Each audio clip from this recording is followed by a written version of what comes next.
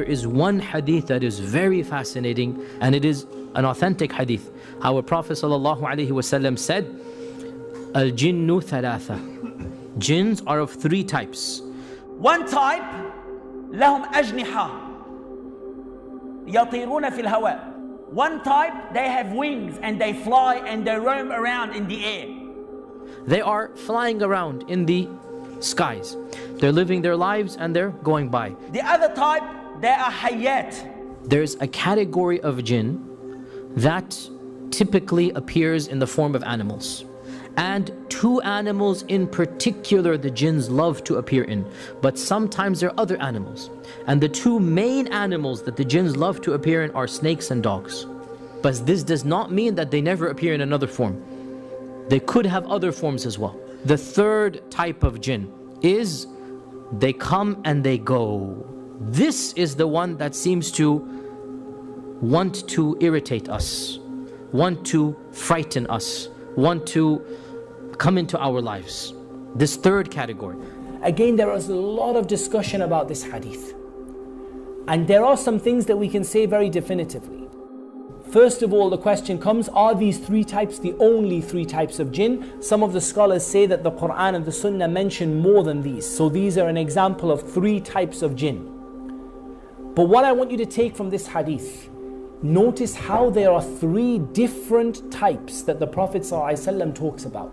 And notice how the three have different characteristics and different abilities. So notice one flies through the air.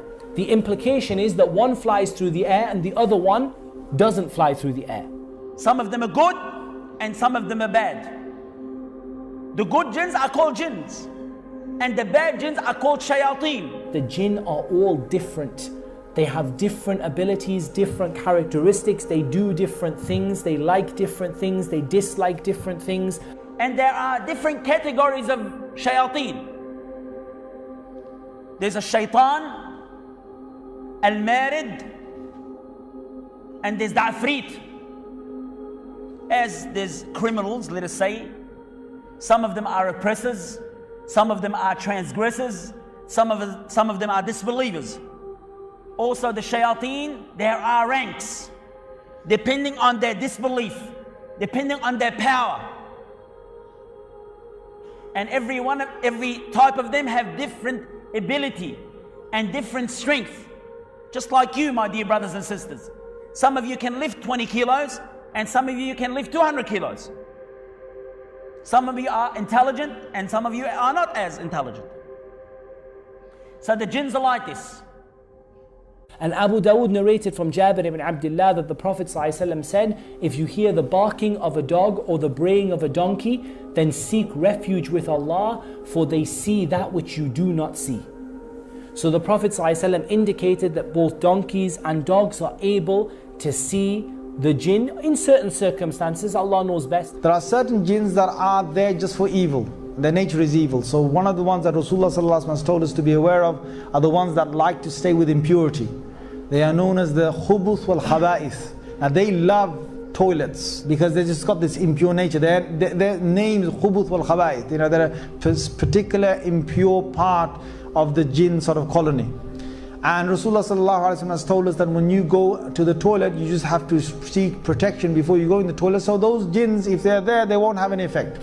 There's others that like to stay with human beings because they are impure or they stay in an unclean manner. Now only impure jinns will stay with impure people if they are of that kind. And they will just stay with them. Sometimes they won't affect them. There's one particular shaitan that will give doubts. So when people make wudu, some people get doubt. Did I wash this? No, let me wash it again. So they wash it again.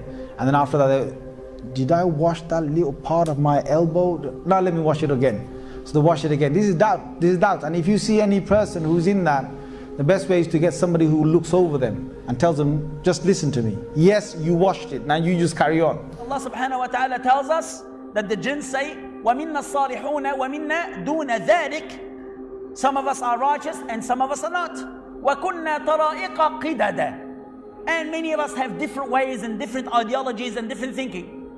Some of them, the jinns, are Muslims. Some of them are disbelievers. Some of them are Jews, Christians, Buddhists, atheists, monks, everything. The same as human beings. Many people mistakenly think that all of the shayateen are chained up in Ramadan. This is not true. Only the marada of the shayateen. And the marada of the shayateen are the obstinate or the ones that are especially going to harm you. Are they a separate category like the ifrit? Or are they simply the shayateen that are more harmful than other shayateen? Allah knows best. Because the ifrit seems to be like a different species of the jinn, or a different clan of the jinn. And Allah knows best. The disbelievers from amongst the jinn, they have a very ugly appearance. They don't have a very nice appearance. And we don't know a full appearance of them. I've met many patients who describe the jinn to me. I've met many people who have seen the jinn in various different forms. But I'm going to only quote you what Allah Azza wa Jal tells us about the jinn in their appearance, or about the evil beings from amongst the jinn. Allah Azza wa Jal tells us about the tree that grows from the base of the hellfire. The tree of Az-Zaqum. The tree which is ta'amun athim, which is a very painful and an evil tree.